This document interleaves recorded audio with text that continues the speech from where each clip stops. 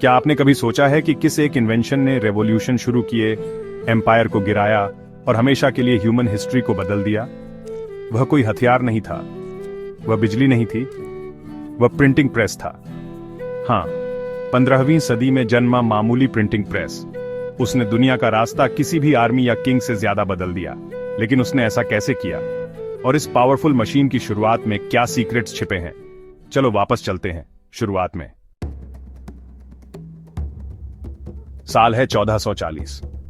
Germany के mains के busy town में जोहान्स गुटेनबर्ग नाम का एक सुनार चुपचाप कुछ ऐसा बना रहा था जो ह्यूमन सोसाइटी की नींव हिला देगा। वह कोई स्कॉलर नहीं था, वह कोई प्रीस्ट नहीं था, वह तो दुनिया बदलने की कोशिश भी नहीं कर रहा था। वह बस किताबें जल्दी बनाना चाहता था। उस समय किताबें लग्जरी आइटम थीं, हाथों से, ज्यादातर मॉन्क्स द्वारा बड़ी मेहनत से कॉपी की जाती थीं। एक किताब को बनाने में महीनों, यहां तक कि सालों लग सकते थे। सिर्फ एलीट लोग ही उन्हें खरीद सकते थे। नॉलेज, इंक, पार्चमेंट और प्रिविलेज के पीछे बंद एक खजाना था। लेकिन गुटेनबर्ग को एक सॉल्यूशन दिखा। वाइन प्रेसेस से इंस्पायर्ड होकर उसने एक ऐसी मशीन बनाई जिसमें मूवेबल मेटल टाइप का इस्तेमाल होता था। अलग अलग लेटर्स जिन्हें फिर से अरेंज किया जा सकता था, इंक लगाकर पेपर पर प्रेस किया जा सकता था। पेज के बाद पेज, कॉपी के बाद कॉपी, एक्यूरेट और टीज। पहली बड़ी किताब जो उसने प्रिंट की, बाइबल। गुटेनबर्ग बाइबल की लगभग 180 कॉपियां बनाई गई। ये एक मास्टरपीस था, रिचली डिजाइन किया हुआ, खूबसूरती से प्रिंट किया हुआ।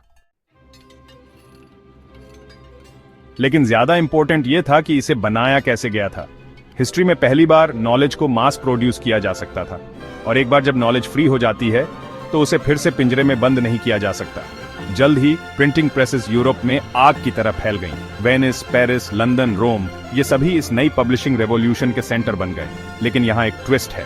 प्रिंटिंग प्रेस ने सिर्फ किताबें नहीं फैलाई, उसने आइडियाज फैले। मार्टिन लूथर के लीडरशिप में प्रोटेस्टेंट रिफॉर्मेशन प्रेस के बिना शायद कभी नहीं हुआ होता। लूथर के 99 थीसिस कैथोलिक चर्च के खिलाफ उनकी एलोकेनेन हफ्तों में पूरे जर्मनी में कॉपी और सर्कुलेट हो गई। प्रेस के बिना उनका मैसेज शायद फीका पड़ गया होता। इसके साथ यूरोप विद्रोह की आग से जल उठा। इसने साइंटिफिक रेवोल्यूशन को भी जगाया।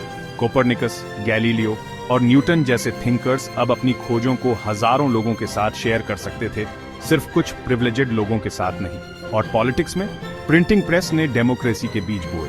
पैम्फलेट्स, न्यूज़पेपर्स और किताबों ने पब्लिक डिबेट को बढ़ावा दिया, मोनार्चीज को चैलेंज किया और आम आदमी को आवाज दी। लेकिन हर कोई खुश नहीं था। किंग इससे डरे हुए थे। चर्च ने इसे कंट्रोल करने की कोशिश की। किताबें बैन कर दी गई, प्रिंटर्स को जेल में डाल दिया गया, या इससे भी बुरा, क्योंकि जब मासेस को नॉलेज मिलती है तो उन्हें पावर मिलती है, और पावर बिना रेजिस्टेंस के कभी नहीं बदलती।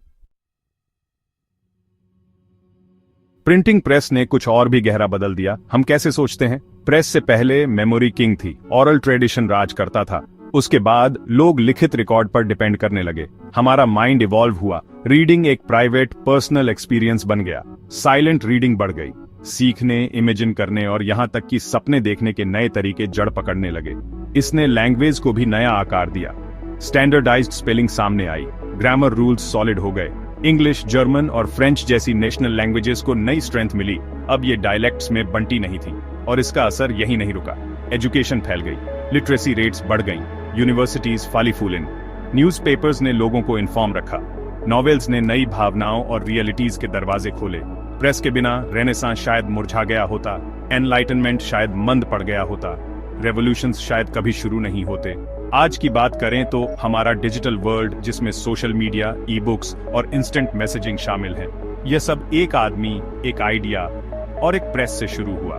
तो अगली बार जब आप कोई टेक्स्ट भेजें, कोई ब्लॉग पढ़ें या कोई ऑडियो बुक सुने, गुटेनबर्ग को याद करें, प्रेस को याद करें, और यह भी याद रखें, कभी कभी सबसे शांत इन्वेंशंस हिस्ट्री में सबसे जोरदार आवाज करते हैं। प्रिंटिंग प्रेस का सीक्रेट सिर्फ मेटल टाइप या इंक में नहीं था। यह ह्यूमन वॉइस को एम्पलीफाई करने, नॉलेज को मल्टीप्लाई करने और थॉट को जंजीरों से आजाद करने की उसकी एबिलिटी में था।